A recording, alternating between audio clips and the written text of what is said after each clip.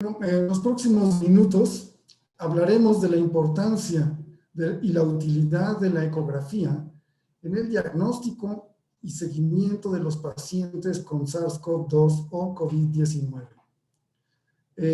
Seguramente ustedes dominan ya la epidemiología de esta entidad, quizás todo lo que el mundo conoce también ya de la fisiopatología y de la historia natural de la enfermedad.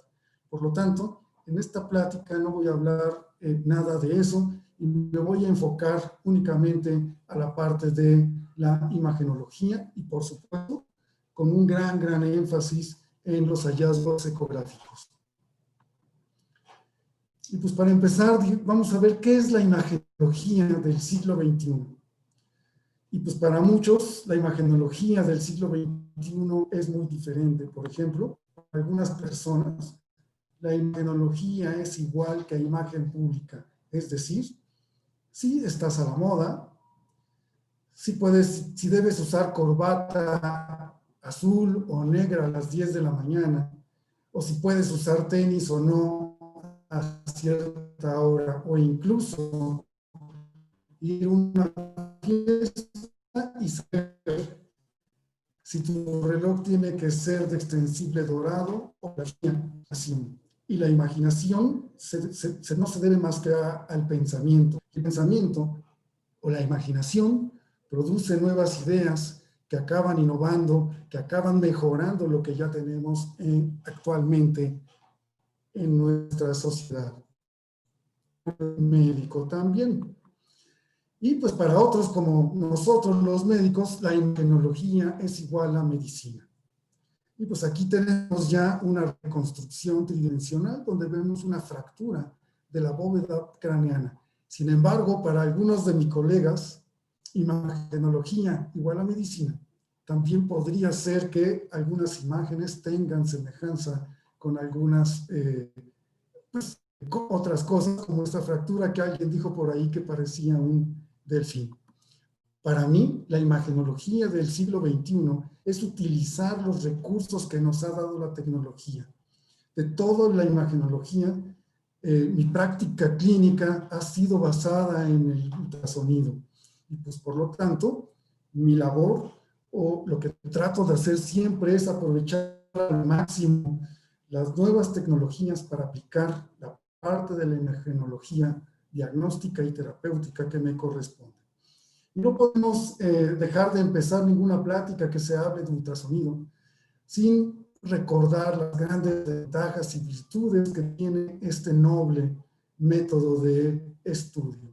Y el primero de ellos, y fundamental en los pacientes con COVID-19 que se encuentran en un apartado aislado, en donde pues no hay equipos o salas de rayos X, no hay salas de hemodinamia, ni tomógrafos, ni resonancias que puedan estar allí. Pero sí es factible llevar un ultrasonido o un equipo portátil de rayos X. Entonces, el hecho de que el ultrasonido pueda ser portátil es de gran utilidad en el diagnóstico y en el seguimiento de los pacientes con SARS-CoV-2. Otra de las cuestiones, pues, es el tiempo real, ¿no? Que todo lo que estás viendo, lo estás viendo en vivo. Puedes hacer estudios dinámicos y son muy útiles. Además, el ultrasonido, como bien lo saben, no utiliza radiación. Y aquí tenemos un ejemplo de gran utilidad del ultrasonido, donde pues en un paciente con un hígado trasplantado se hace evidente que las velocidades de flujo son muy altas en la arteria hepática. Y en la parte distal a la anastomosis, pues esta se vuelve un espectro en tardus parus. Se diagnostica sin ningún problema la estenosis y se hace una tomografía. Aquí ya se usó radiación y se ve aquí muy bien la estenosis. Pero quizás después de este ultrasonido, lo que pudo haber hecho es que en hemodinamia mis colegas pusieron un stent y aquí se ve la anastomosis. Después del tratamiento se ve el paso del contraste perfectamente. Entonces la ecografía es de gran utilidad siempre para dar el siguiente paso por imagen. Otra de las ventajas del ultrasonido es el uso de medios de contraste para poder evaluar lesiones, por ejemplo, en el hígado, en donde pues esas microburbujas que se administran de forma intravenosa son muy útiles en demostrar cómo se comporta una lesión y determinar si puede ser, si la posibilidad de ser maligna es mayor o no. Y no solo eso, sino que además podemos fusionarlo con otros métodos de imagen como la tomografía y la resonancia para evaluar, pues, esta lesión que se ve muy bien en la tomografía, no se veía bien en el ultrasonido, se le aplicó contraste y se define mucho mejor. Pero para estar seguros que la zona que estamos explorando es la misma, utilizamos la fusión de imagen. Por supuesto, el Doppler es uno de los mejores métodos para evaluar la dinámica vascular. Y aquí tenemos un ejemplo, hay que hacerlo bien, y aquí tenemos un ejemplo donde estamos haciendo punta tacón, en donde inicialmente está un ángulo de 90 grados y no tenemos una muy buena espectro ni tampoco saturación del color. Sin embargo, cuando nos acercamos a 0 grados, mejora el espectro y tenemos estudios de mejor calidad. Y por eso es que hay que saberlo hacer, pero es muy importante conocer el Doppler y usarlo en ultrasonido. Y por supuesto, digamos, en los años más recientes, la elastografía ha sido otra de las grandes ventajas que tiene este método de imagen. Y pues aquí tenemos, existen así a grandes rasgos 3 tipos de elastografía. La elastografía cualitativa o por compresión, que solamente pone un mapa de color, y aquí se ve muy bien como un tendón supraespinoso tiene una zona de menor rigidez que correspondió con un combinado a la elastografía cualitativa y poder proporciones. Si nosotros medimos el tejido sano de esta tiroides y le decimos que ese va arbitrariamente un valor de 1 y lo comparamos con el tejido enfermo, podemos ver semi-cuantitativamente cuántas veces más duro es este nódulo y así poder, digamos, inferir si la lesión que estamos viendo se acerca o nos da un dato extra para definir si es maligno o no y así en un momento dado tomar una biopsia. Y por último, la elastografía, el shear wave o las ondas de corte. Hay varios tipos, pero el último es el que ya tiene un mapa de color, que es el 2D, y además de que tiene un mapa de color, te representa muy bien qué rigidez tiene el tejido, podemos medir y cuantificar en kilopascales o en metros por segundo. Y una vez de que hemos visto qué es lo que podemos utilizar en los pacientes que tienen COVID-19, el Doppler, ecorrealzador, elastografía, etcétera, etcétera, vamos a enfocarnos ya a la parte, digamos, donde más afección produce el COVID-19, que es en la ecografía propiamente del pulmón. Desafortunadamente, la ecografía del pulmón es difícil y esta está condicionada por 2 factores principalmente, que es la presencia de aire en los alvéolos y la microestructura pulmonar compleja, ¿no? El famoso lobulillo secundario con el septo interlobulillar, el intersticio y la parte central con los trayectos vasculares, etcétera, etcétera. Más el aire produce o hace difícil la evaluación del pulmón. Y estas propiedades lo que condicionan a la hora de poner un transductor en el pulmón es que dispersa el sonido en función multidireccional, además de que no hay una propagación lineal y hay una pérdida entre la propagación del sonido y la distancia. Por tanto, solo es para evaluar la porción más superficial del pulmón. Y aquí tenemos la dispersión del sonido. Ocurre cuando las partículas reflectoras son de menor tamaño que la longitud de onda del sonido. Y eso sucede en el pared pulmonar.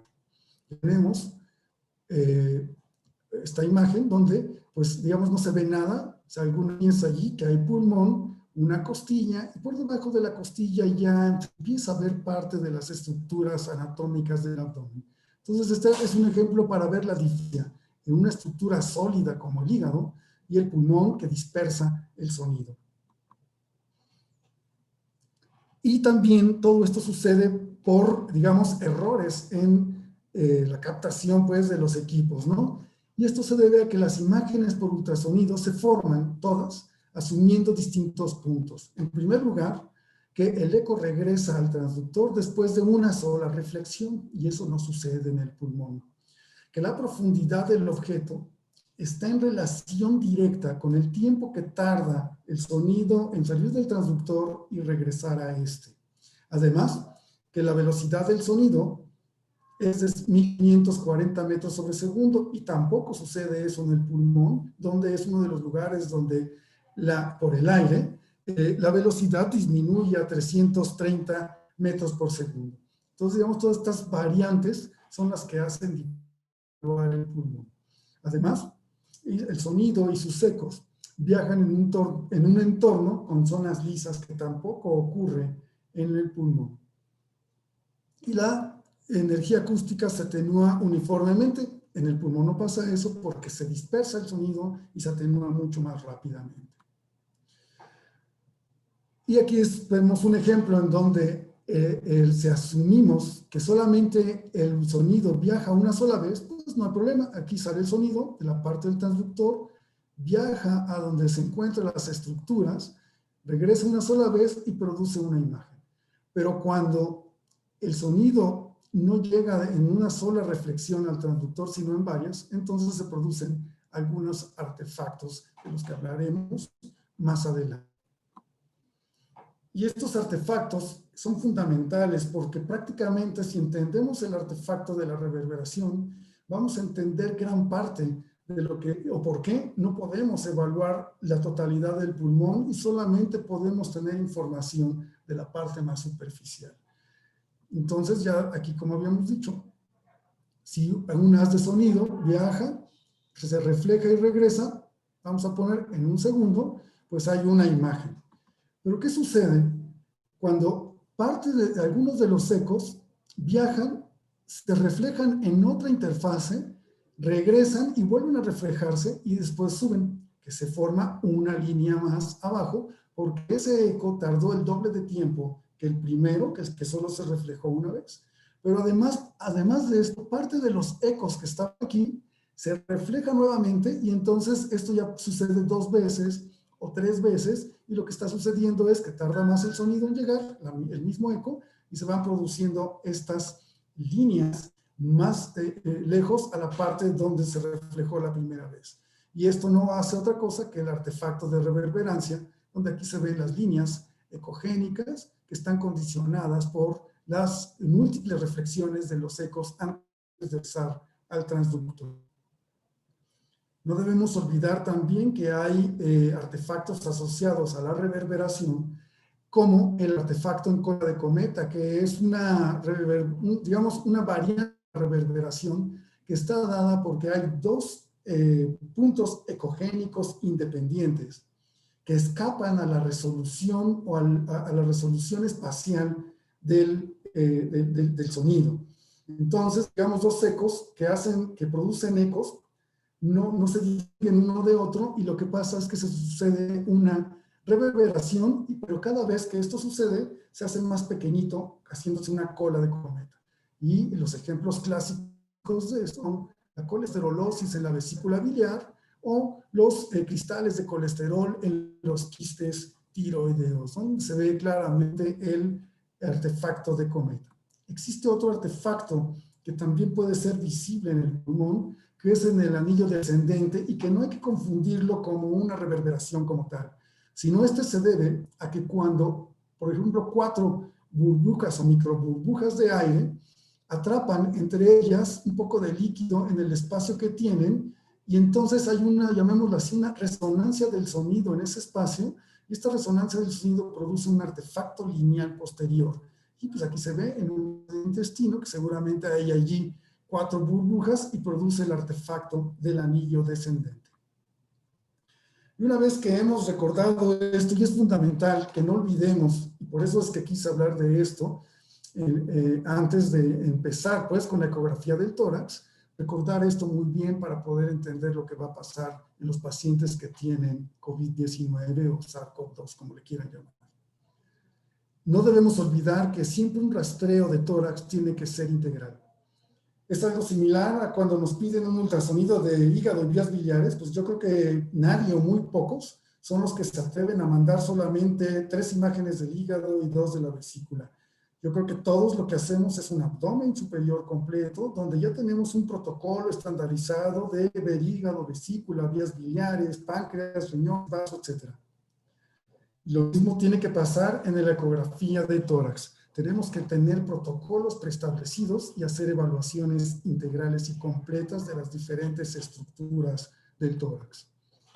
Para el pulmón específicamente, tenemos un protocolo en el que obtenemos 7 imágenes de cada pulmón. Es decir, al final del día, la exploración completa presenta 14 cortes. Los primeros 2 se hacen en la línea media clavicular, se hacen 2, uno superior y uno más inferior. Aquí es importante que con el transductor, digamos, aunque son en la línea media clavicular, tienen que hacer un rastreo, porque muchas veces allí es donde van a encontrar las líneas B, etcétera, etcétera. Después hacemos lo mismo, pero en la línea axilar anterior, 2 veces, uno superior y uno inferior, y en la parte posterior del tórax hacemos 3, uno superior, uno medio, y el más inferior, que tiene el objetivo de demostrar el receso posterior de la pleura. Dicho esto, pues vamos a ver qué es lo que vamos a encontrar en un pulmón normal. Y pues vaya, la interfase del pulmón con la pleura y la pared torácica refleja casi toda la totalidad del sonido. Y por lo tanto, solo se puede evaluar la porción más superficial del pulmón. Y aquí lo tenemos claramente, ¿no? Podemos ver el tejido cutáneo, aunque sea un transductor convexo, la costilla y la sombra acústica que produce, y pues vemos una gran reflexión que es la pleura, y después de esta información, porque prácticamente la totalidad del sonido se reflejó, por eso se ve tan ecogénico aquí, y después se dispersa el sonido en la parte más posterior. Lo normal en ecografía pulmonar, en el modo B, es encontrar líneas A. Y estas líneas A no son otra cosa que artefacto de reverberación que es gestionado por la pleura. Son líneas paralelas y equidistantes y representan la aireación normal del pulmón. Y esta aireación pulmonar normal es aquella que tiene relación de gas y líquido de 0.98. Es decir, hay 98% de aire en el pulmón contra un 2% de líquido. Y esto, pues vaya, es lo que dicen algunos autores chinos. En el modo M, pues lo normal es encontrar el famoso signo de la pleura, que está dado por una pared torácica y una pleura y pulmón en movimiento en el modo M. Aquí tenemos representado lo que les acabo de mencionar, pues donde vemos la pared torácica, la gran reflexión que tiene la pleura, y después, como habíamos recordado, el artefacto de reverberación, de que sube, incluso el mismo transductor puede reflejar ahí mismo y regresar el sonido varias veces, y se ve en forma equidistante la pleura más profundamente, porque al tardar el sonido más tiempo en llegar al transductor, entonces codifica que esa imagen está cada vez más profunda. Y esto es normal ver las líneas A en el pulmón, con modo M, y en el modo B, en el modo M, pues se ve lo estático de la pared, que se ven estas líneas aquí, y después aquí muchos puntiformes, que se dice el signo de la playa o la estratosfera por el movimiento pleural y pulmonar. Son los hallazgos normales de un pulmón. Cuando hay alguna alteración, aunque sí debo decir que si encuentras menos de 3 líneas B en un pulmón, no puedes decir que sea anormal. Pero habitualmente, cuando ves líneas B, ya puedes inferir que el pulmón o la superficie pulmonar no es normal. Ya tenemos, están representados por un aumento en el líquido intersticial. Son artefactos lineales perpendiculares a la pleura, se ven aquí muy claramente, está la pleura y se ve un artefacto lineal que se dirige profundamente, se ve otro que se dirige profundamente de la pleura y paralelamente. Y aquí, digamos, el índice de gas líquido ha disminuido, es muy poquito porque lo normal es que sea de 0.98 y aquí ya es de 0.95, pero es suficiente para que este líquido produzca estos artefactos y los detectemos por ultrasonido. Y aquí tenemos las líneas B en tiempo real, donde se están formando, aquí donde el pulmón en movimiento, y se están formando líneas B. Otra de las grandes virtudes, pues, que tiene el ver en modo B, es que estamos viendo el movimiento de la pleura y podemos evaluar si hay neumotórax. Esto es fundamental porque en nuestro servicio pusimos decenas de catéteres venosos en pacientes con COVID-19 y pues nosotros mismos ahí a la hora de poner el catéter puedes hacer una evaluación rápida si existe o no un neumotórax. Afortunadamente cuando los radiólogos lo hacemos las complicaciones son muy pocas. El modo M, el tiempo real, estamos viendo la pleura visceral moviéndose y la producción de líneas B.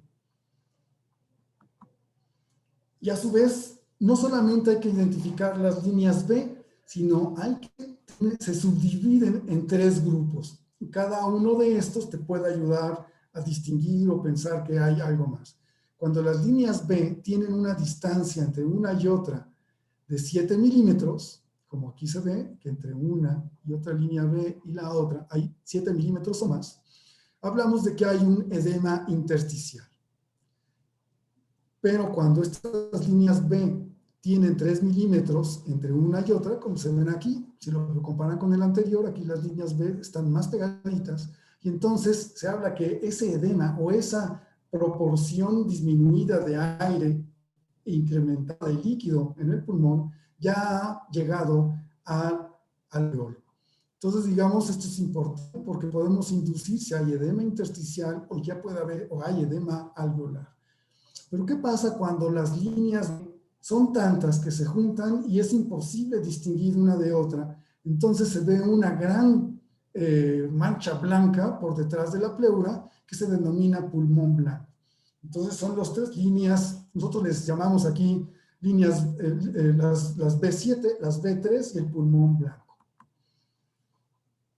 Y otra cosa que podemos ver, aparte de las líneas B, sería el pulmón hipoecoico, que habitualmente tiene similitud con órganos sólidos como el vaso, el pulmón o el hígado, y aquí lo estamos viendo, digamos, se ven ecos como si fuera el hígado, pero lo que estamos viendo en realidad es una proporción de líquido muy grande, aquí ya lo ven, es de 1, con relación a algunos ecos que representan aire en la vía aérea, que es el broncograma ecográfico. Otra vez recordando, y sí es muy importante que hagamos estudios integrales, hay que explorar la totalidad del tórax, desde la pared hasta el pulmón o incluso, si se puede, el mediastino. Y pues aquí tenemos algunos ejemplos de la utilidad de la ecografía torácica. Y por ejemplo, aquí vemos en la pared del tórax pues una colección que está allí, está accesible, por lo tanto, se decide puncionar la colección y drenarla en su totalidad. En conclusión, hacer estudios integrales ayuda en patologías y ahora, digamos, con estos métodos y guías ecográficas hasta podemos resolver y ser terapéuticos en la patología torácica. No debemos olvidar que también los pacientes con COVID, antes de tener COVID, eran pacientes que podían enfermarse de cualquier cosa. Y eso no discrimina o no hace que no debamos explorar completamente. Y, por ejemplo, se pueden ver aquí algunas fracturas de la costilla, se ve el escalonamiento, la pérdida de solución de la cortical, o incluso algunas de tinción perióstica. O también el dolor de estos pacientes podría estar condicionado por desgarros musculares, como el que se ve aquí, una zona hipoecoica bien delimitada que representa solución de continuidad de las fibras musculares, o incluso identificar masas en los tejidos blandos como una metástasis costal. Entonces, el ultrasonido en pacientes con COVID no se limita a los pulmones. ¿Por qué? Porque el COVID se presenta en pacientes o personas que probablemente tenían otras enfermedades y por otro lado, el COVID no solo produce problemas respiratorios, también multiorgánicos.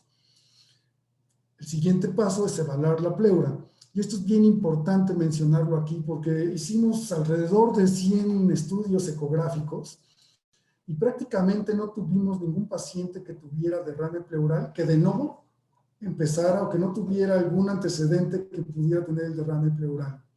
Entonces creo que tuvimos 1 o 2 de todos que tenían derrame pleural con COVID, y el resto de los que tuvieron derrame pleural ya tenían alguna comorbilidad, como por ejemplo insuficiencia cardíaca o insuficiencia renal. Sobre todo insuficiencia renal vemos muchos pacientes en nuestro hospital, pero el derrame pleural asociado a COVID realmente es inexistente. Y la ecografía, aparte de demostrar si hay o no derrame pleural, puede ver si este está complicado.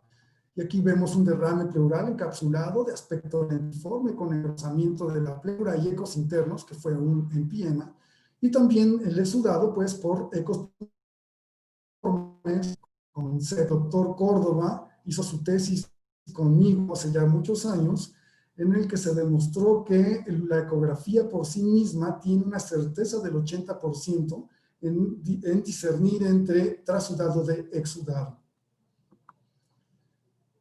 Y bueno, la pleura también hay que explorarla en el modo M. Y pues ya habíamos mencionado de que el signo de la playa, que es normal, y también debemos ver si esto es movimiento, qué pasa en un neumotórax cuando el aire no se mueve, que se ven puras rayas, ¿no? ¿Por qué? Porque no hay movimiento en ninguna parte ni de la pared ni el profundo. Y aquí se ven solamente, y es un signo indirecto de neumotórax que es de mucha utilidad, sobre todo como les comentaba, cuando pues pones un catéter venoso central y estamos obligados a revisar en ese momento si hubo o no una complicación como un neumotórax.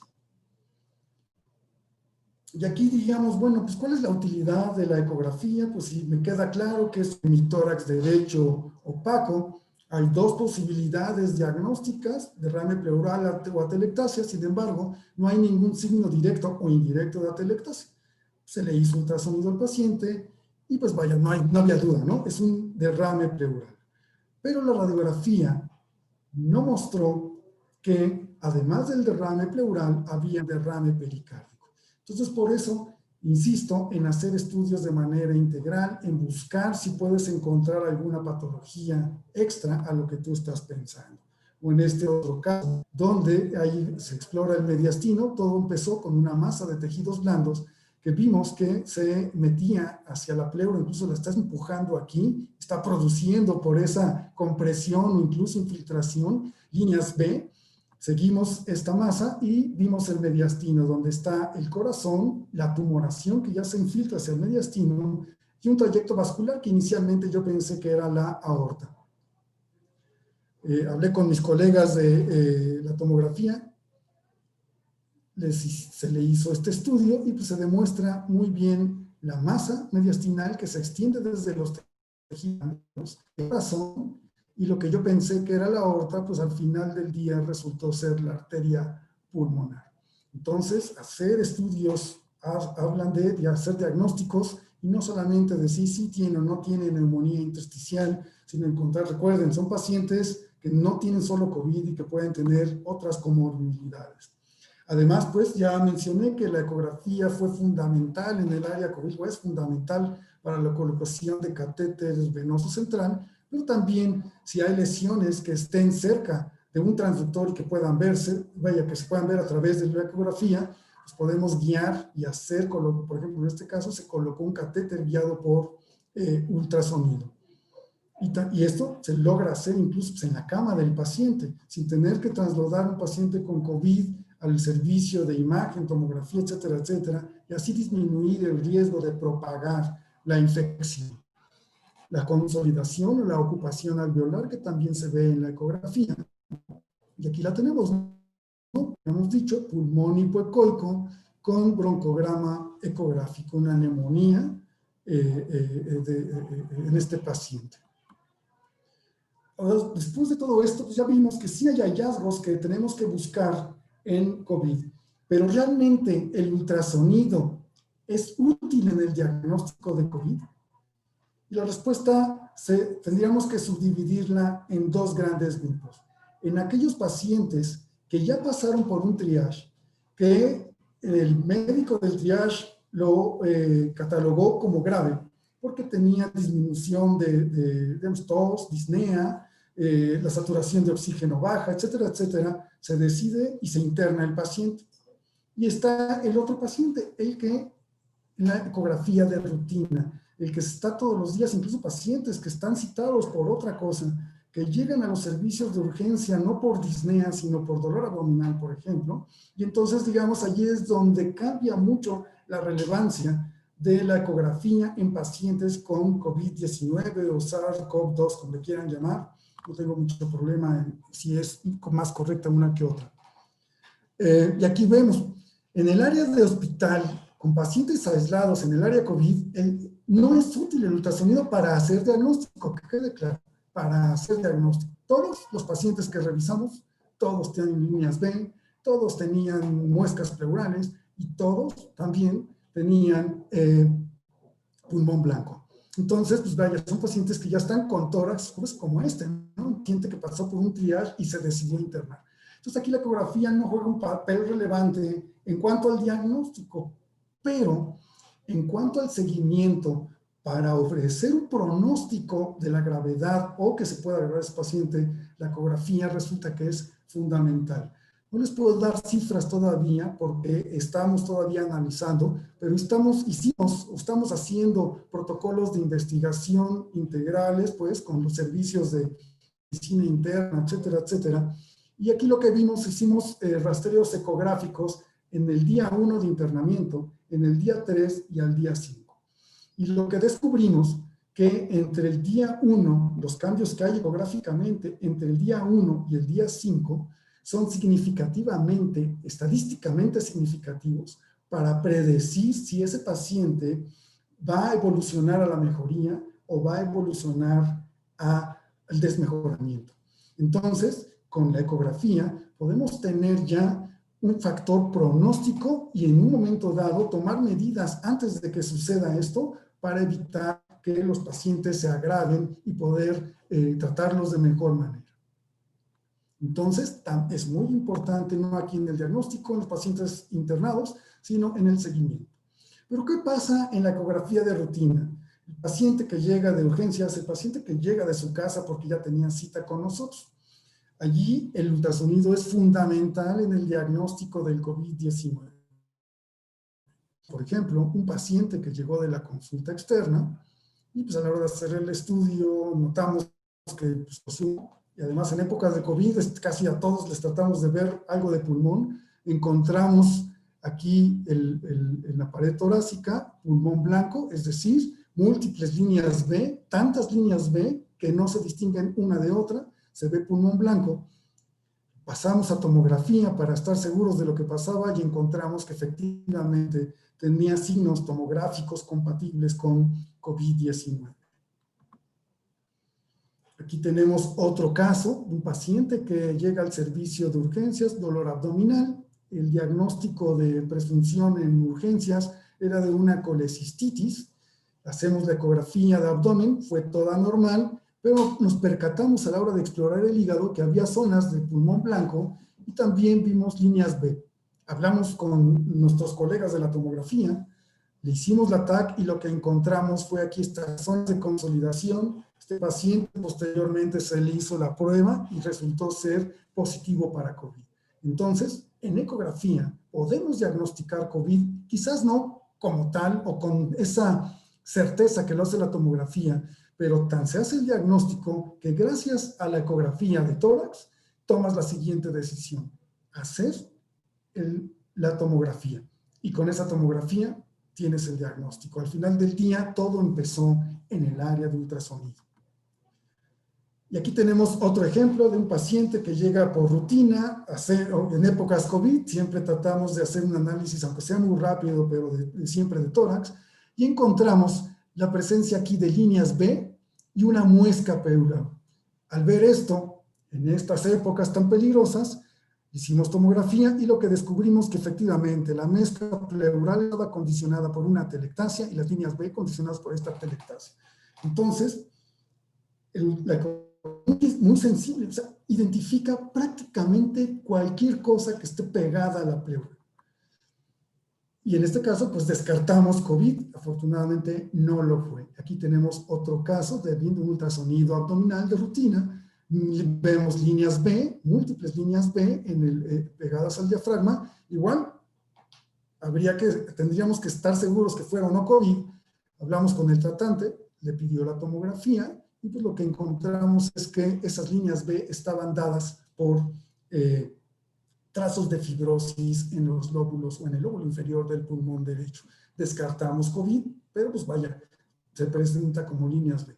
Y aquí en una radiografía de rutina no se vio nada, pasó al ultrasonido el paciente por otra cosa y encontramos muescas pleurales, líneas B, lo mismo, pues habría que descartar COVID y encontramos que era fibrosis.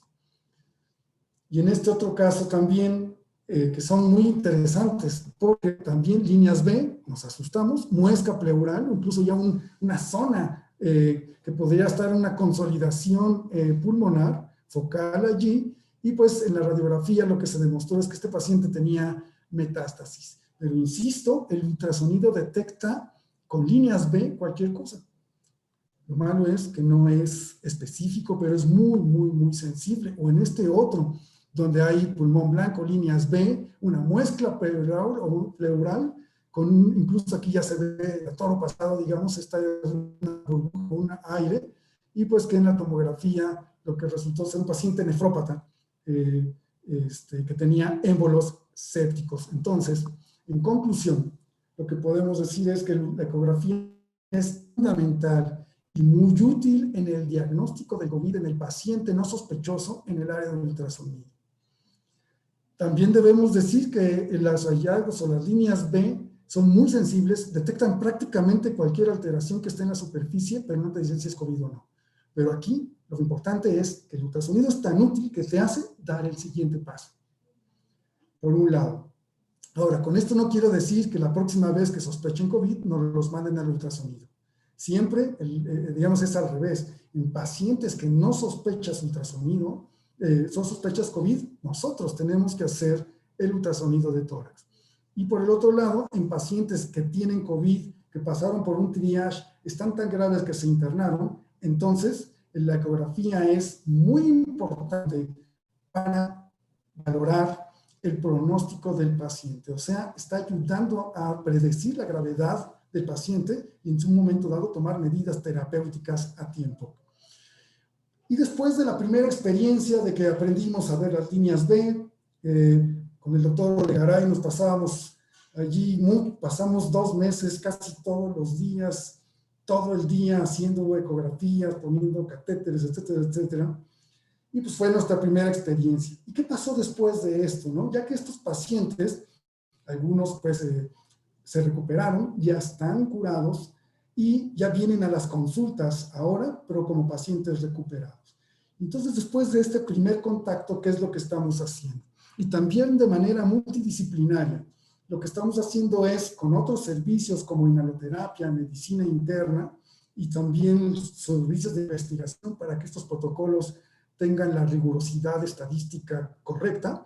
Lo que estamos haciendo es valorar la espirometría, compararla con la radiografía de tórax, un rastreo ecográfico y también la tomografía en cuanto a las secuelas pulmonares.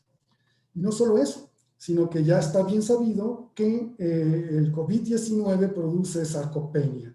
Entonces, también estamos evaluando si hay alguna alteración tanto en la estructura anatómica de los músculos, en el espesor, longitud o en el espesor de los mismos, y también estamos haciendo elastografía para ver si hay un cambio. Aquí tenemos a los pacientes post-COVID que le estamos haciendo elastografía y al mismo tiempo estamos formando un gran grupo de pacientes sanos para ver si hay una correlación entre un paciente sano y un paciente post-COVID en cuanto a la rigidez muscular. Y parte de la exploración de los músculos es el diafragma, la movilidad del diafragma. Y queremos ver si las alteraciones o secuelas respiratorias de los pacientes no solo son secundarias a la fibrosis que pudiera estar dada, sino a que la sarcopenia en un momento dado podría producir disminución de los movimientos diafragmáticos. También de los nuevos protocolos que estamos teniendo después de haber tenido la primera experiencia con COVID, estamos haciendo elastografía pulmonar, en donde también queremos correlacionar con la tomografía y la espirometría si hay alguna información importante que nos pudiera estar dando la elastografía de Shirway. Y pues vaya, esto es lo que hemos hecho, pero recordar que también la importancia de la ecografía en el COVID está en los catéteres, se han hecho nefrostomías, se han drenado abscesos hepáticos, se han diagnosticado trombosis, pancreatitis, colecitis, etcétera, etcétera, etcétera, en pacientes con COVID. ¿Y por qué se ha hecho todo esto? Porque la ecografía es portátil, vas, subes el equipo y en la cama del paciente haces todos los estudios. Entonces no solamente ayuda a ver el pulmón, sino también todo el entorno completo del paciente con COVID. Y aquí tenemos un ejemplo en donde hubo, digamos, una trombosis de la arteria vertebral o superior a este segmento, donde pues vaya, produjo un infarto. Y pues para concluir, lo que debemos quedarnos en la cabeza es que si sospechas COVID, no le mandes un ultrasonido. Pero si estás haciendo un ultrasonido, busca siempre algún signo pulmonar que te haga pensar que es COVID y tomar tú el liderazgo de ese paciente, pedir la tomografía, pedir la prueba y así descartarlo o confirmarlo. Muchas gracias.